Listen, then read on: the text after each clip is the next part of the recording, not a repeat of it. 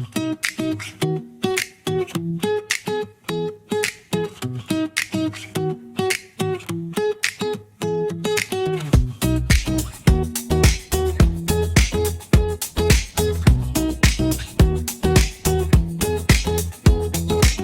to the Eastgate podcast. This is Let's Talk About It with Lawana, Schrieffer, and Nate Prepelka.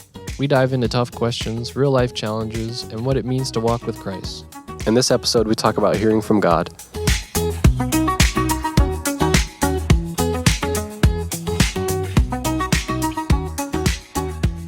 I'm sure there's pretty good scriptures. Yeah. Can you think about someone who talked to God a lot or talked to God in the Bible? Then we could probably look at Job. And God responded to him directly. That was pretty cool. David, the Psalms are full of verses to God. We just did chapter 2 of the Hearing God book, Mm-hmm. and it was really good. One of the things that was said was that the Bible, one of the best ways we can hear God is to read the Bible. Mm-hmm. That is the words of God. It's the Bible. So that's a good way to, and then like going to the Bible prayerfully, not like, okay, I'm gonna go in here and get some kind of epiphany or something. Sometimes we come away from the Bible where we don't know what's going on. I think this is a good verse. Jeremiah 33. I don't even see where right here, 33:3. I think it's saying this, like, call to me and I will answer you. That's one. I definitely find a lot of answers in the Bible, or at least it gets me to start a conversation.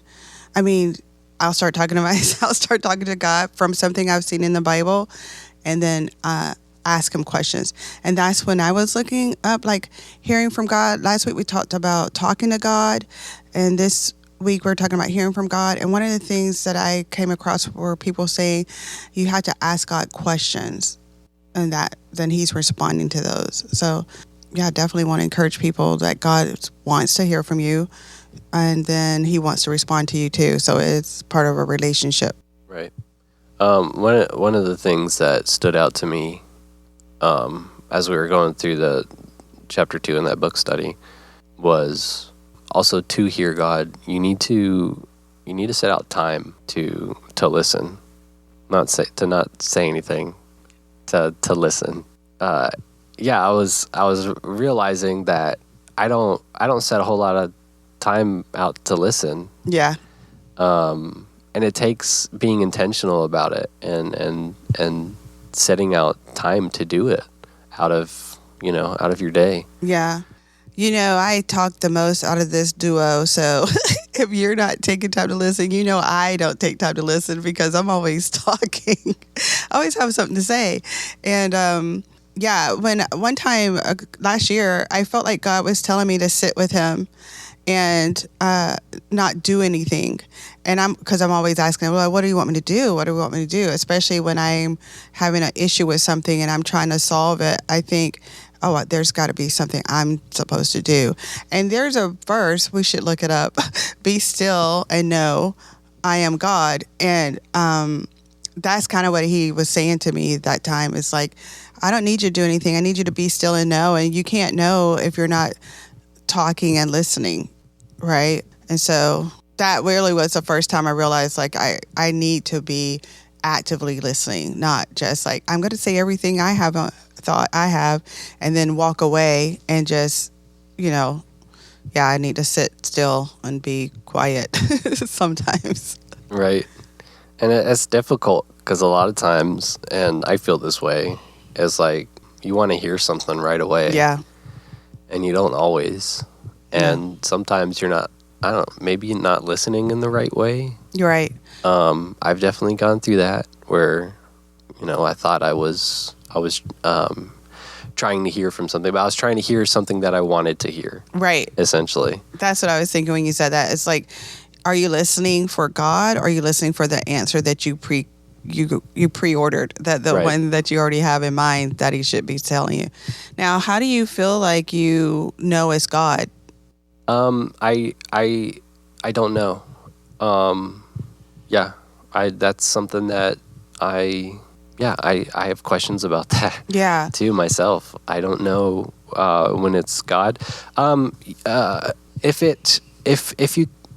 you think something is from God, if you've heard from God, take it to the Bible, and if the Bible supports it, that is from God. That's what I heard from our last Bible study, or not, sorry, book study of the How to Hear God From book. How to Hear from God. Yeah.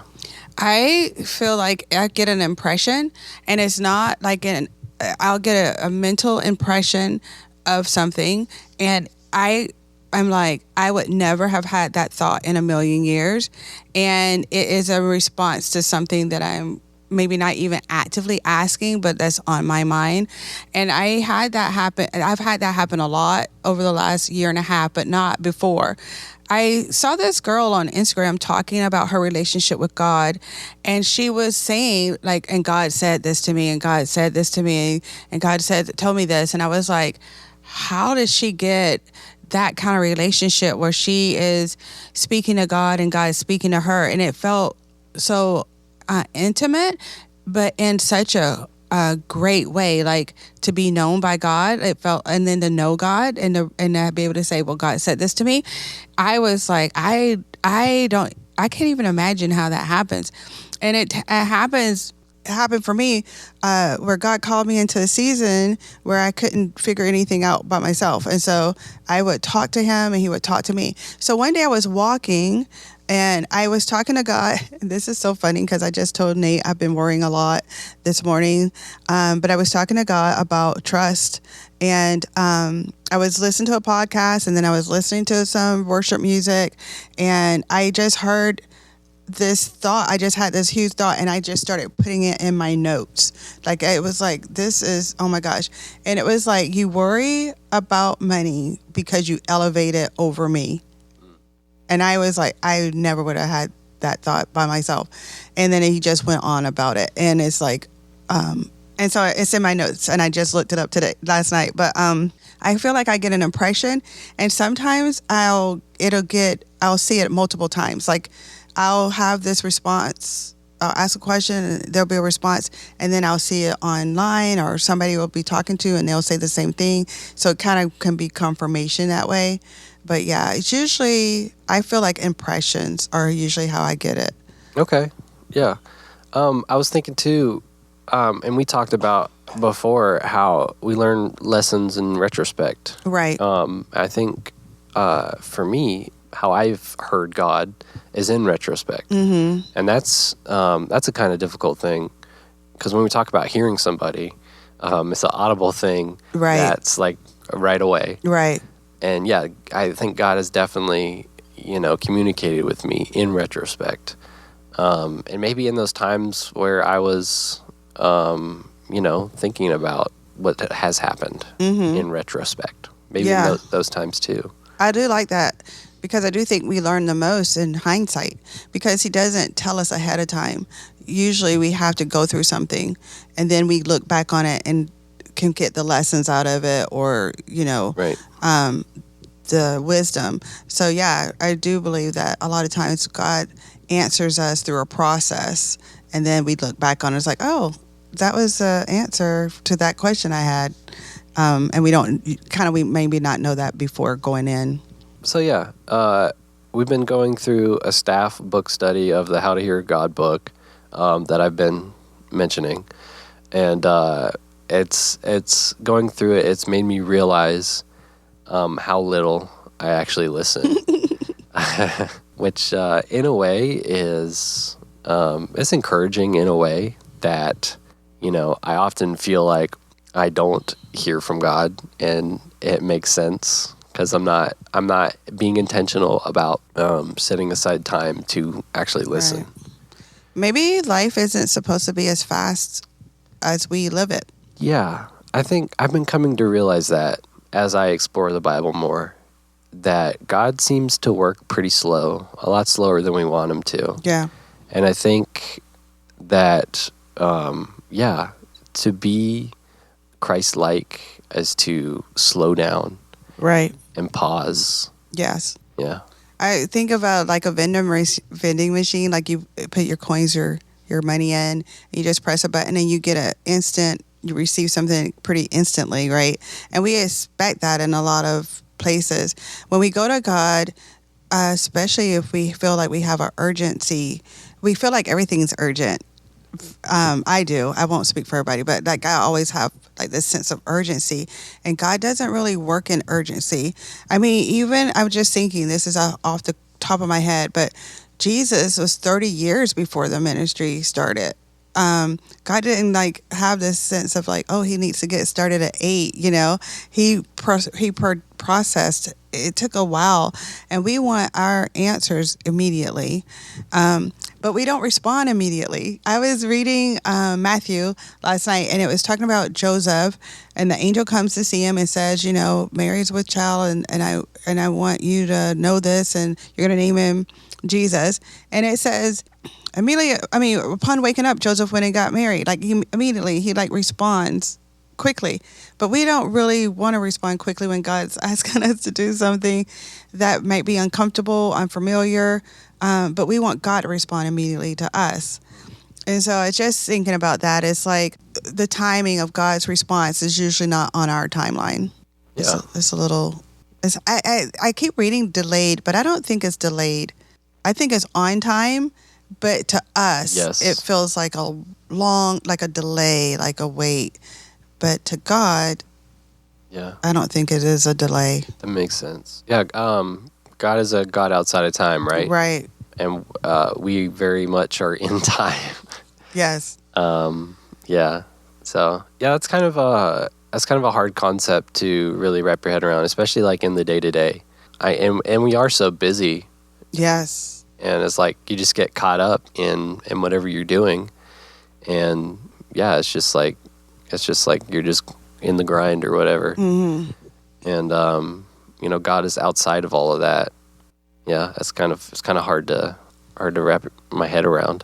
I think in today's, I'm sure it's for all societies, but especially today, there's so many ways to entertain yourself, to be distracted, to numb yourself, to try to get out of your present reality. TV, apps and stuff. I do it all the time, so I'm definitely speaking from personal experience. But when we're doing that, we're disconnecting from the Lord. But you can't escape reality and stay connected. So when you're like throwing yourself into all these different things to keep busy, or when you're trying to distract yourself, then you're not I don't know if I like the way I said disconnected, but I mean, you're not open to giving and receiving from the Lord. Not that the Lord ever leaves you. Yeah, I would say disconnected. There was a time not too long ago in my life where I guess I just had a realization. So, I'd have TikTok on my phone, mm-hmm. all the other social medias, everything. And every moment where I wasn't doing something like working or chores or whatever, I was on my phone, distracting myself. And I had a realization. I realized I felt really disconnected. I didn't feel in this world. I didn't feel in the reality of this world. I felt very disconnected. And so that kind of started, a very long process of me trying to get off of all those things, just to feel like, I'm a part of this world. And I do now. And I'm more intentional about being a participant of this world. That's so awesome. Yeah. No, I love that. Yes, disconnected. And I think so if we're always distracting ourselves, we have to live. This is what I'm realizing again. I feel like God has to teach me things over and over sometimes. But maybe it's just that it's going deeper this time, it's just, I'm growing in it. But one of the things that he's been teaching me is that we have to be able to sit in discomfort, and that's hard. I mean, that's why we are on all the things, is because we don't want to be sitting in any kind of discomfort. And so, what do you say? God is always in? God likes to hang out in discomfort. God likes to hang out in discomfort. And so when you sit in discomfort, and God likes to hang out in discomfort, that's probably when you really are open to hearing from him. Like you can really receive him because you're not trying to escape whatever is causing you pain, and you are allowing yourself to be present in the present moment in this reality, and you're not disconnected, so God can really not only speak to you, but comfort you. Right. Yeah, I like that. Okay, so if we want to, we can. We made a post. You made a post this week, asking questions and stuff, and we can kind of go over those if you want to. Yeah, let's try to answer. I think we can have a conversation that will answer several of them at the same time. Yeah. I really thought, Nate and I have been talking about creating a way that this is more inclusive of our audience, and more participation, and I thought this might be a good way. So this is our first little segment on, like, what do you want to talk about? Yeah. Okay, so we had a couple of questions. Where should we start? Let's talk about, do you want to talk about how... The one about, there's a lot of division. Okay. Especially family. In families. And a big one is because of politics. Yeah. How do we go about our relationships with our families when we disagree with these things, right? Yeah. So we're in the midst of a time period where it's easy to be offended, and it's difficult in managing our emotions in mixed company, so to speak. So when we have opposite opinions or beliefs or needs, how do we manage that? And how do we do it where we don't get drawn in? Was part of the question. So I guess I would say the only thing we can manage is ourselves, first of all. So we're going to go into a conversation, or we're going to be around people who are having conversations. We have to already have decided how we want to show up in these things. And one of the things that we want to look at is how can they see Christ in us? Because it doesn't really matter what we say. No one's really ever changed their mind just based on you pointing out the 5 logical reasons why what they believe isn't good. People are working on emotions like fear and anxiety and stress, and logic very rarely impacts that. So what can you do is be the light in those situations. That would be my first thing. Like, how can I show up where I'm not engaging in this situation in a way that is furthering it, but in a way that changes its course? Right, yeah. I think you said earlier, it's like, how can we bring Jesus into us, or how can I act? I don't remember. That's okay. That's pretty much it. It's like, we can't do anything, but Jesus can. Yes. So what are we going to do to bring that to the forefront? Right. Yeah. I'd like to be honest and say that lately, I've been struggling and giving into all the political stuff that's been happening on the internet. And definitely my anxiety has gone up. Yeah. I've definitely been not having a good time. But and I guess this is less for like with family members, but just with like people that I guess. Just getting off of social media and not having those political conversations online, because the internet takes away our humanity, and it allows us to interpret how people are saying things in completely different ways. And just having like those conversations with people in person, face to face, so you can see their humanity. Yeah. And when you have those conversations, it's important to check your motivations of that conversation. Are you having this conversation to try to change their mind? Are you having this conversation to get your point across? Are you having this conversation to listen to what they're saying? We had the Eastgate podcast. We talked recently about the verse about being slow to anger, slow to speak, and quick to listen. And we talked a little bit about going into conversations with, a genuine desire to listen, to learn. And, people very rarely, like you're talking about, with the logic versus emotions, people have real emotions, things that happen that motivate them to say things Right. that may be wild to say at sometimes, but I mean, it's a very real feeling. It's a very real emotion underneath that. And if you're listening to them, you can hear that and you can get that. And I think that definitely, that's the humanity, Right. that's the human in them. And that's what's missing with being online, having those conversations. So I would say, definitely talk to people in person. Right. I like that. You want to, Dana and I were talking about this earlier, you want to be able to be present with them in their emotions without trying to fix anything. They might just need somebody to listen. And you don't want to have an agenda. So you just want to be listening because you have a heart and compassion for someone. And when it's in your family, I know that's really difficult. I would say the first thing is that you can always be in prayer about it, praying for them. Second thing would be like, if you know that this is going to be happening, prepare yourself ahead of time by setting some internal boundaries about what you're going to engage in and what you're not going to engage in, and how you're going to address it when it comes up. So it doesn't mean you have to be like, I'm never come to your house again if this comes up, but you can have the eternal understanding that you're not going to change their mind, but you are going to respond to them in the best possible way that you can, with compassion and empathy. And then the other thing I would say is that there's always people are peopling, and it's always going to be some kind of conflict. So how do we want to see conflict? And I think sometimes we forget that this is a spiritual battle. We're not fighting against flesh and blood. This is spiritual.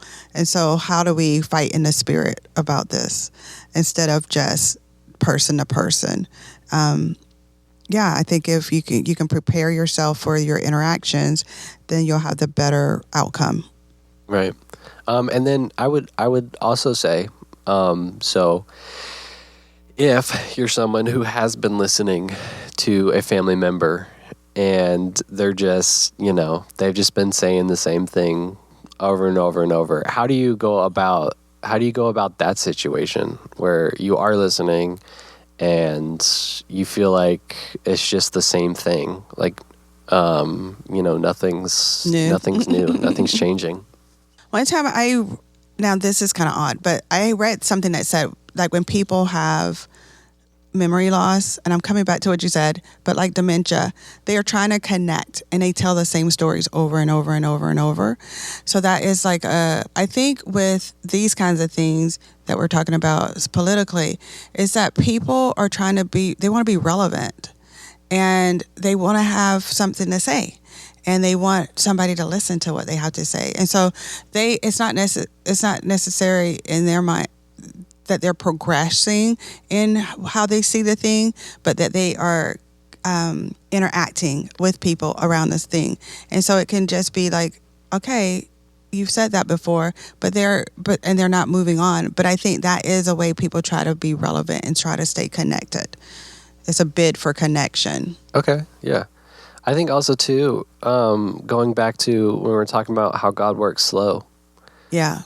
Some stuff just takes time. Yeah. But if you're consistently there to hear someone, even if you don't want to, and you feel like nothing's happening, I mean, that's tough. That's a struggle. I feel that. And I don't know. I guess it just takes time. It's just showing up consistently and, being, I don't know. I know. No, I like what you're saying, because I think, what if we aren't only trying to engage and figure out like how to talk to them or whatever, but how we show up for them consistently shows who we are. And then when this season ends, because nothing stays the same politically or any other kind of way in life, and they need to come back to us, we have left space for them to be able to do that safely. We haven't created an atmosphere between us of disengagement because we're just so tired of them. Like, what if we are looking at it like, how can we be safe for them to keep saying these things? How can we manage our own emotions so that we can have the capacity to listen to other people without being triggered, without getting angry, without getting frustrated? And then, things change. That leaves space for them to come back and maybe have changed their opinion or, say something new. But how can we, the only thing we have control over is ourselves. So how can we show up in spaces where we can be safe? Right. So we have a surprise guest. Special surprise guest who just showed up and grabbed a mic. So we were going over the questions. Yes, you wanted to say your question? Hi, editing Nate here. At this point, our community pastor Blake Roseman came in, and he didn't set the mic up properly, so everything he said wasn't recorded, but he said some really nice and intelligent and insightful things. And I know he gets treated a little bit differently at the Eastgate podcast, but here at Let's Talk About It, Blake, we appreciate you, and we appreciate everything that you said. It was super nice, but none of it was recorded, so nobody can hear it. So unfortunate, but we love you, and back to it. Yeah, I think, like he said, we are called to walk differently in the world, and not only in the world, but among each other. So how can we have to determine in ourselves how to show up. Right. I like what he said. We have an opportunity to approach this differently. Yep. And that's really cool. That's really freeing. I don't have to jump on the bandwagon and try to defend my position. Yeah. I can look to Christ and see how he might approach the situation. Yeah. He probably he gives some parable. Yeah, you give parable. So we need to start. So I'll start posting parables. We need to start thinking in parables. Oh, yeah. Okay. That's fun. That one fits everything. Well, okay, I think that was it. And then Annie gave us a bunch of topics. Yes, we'll get back to you, Annie. Yes. In the upcoming podcast. But yeah, that was fun. So, yeah, absolutely. Is there anything else you wanted to say? We didn't do a Bible verse. Maybe we'll do a Bible verse next week. Next time we get together. Yeah, I'm looking forward to the changes that we're going to be making through the podcast that I feel like will bring a lot of value to our community and our listeners. And I came in here kind of moody, and I really feel great. I feel really good. I feel really present and aware that God is listening and God is wanting to answer my questions and be there for me. So, yeah, I love Podcast Tuesdays. All righty. Thank you. We would love for you to be a part of the conversation. If you have anything you would like to add or share, you can leave us a comment or email at egcfpodcast@gmail.com. Thank you so much for listening.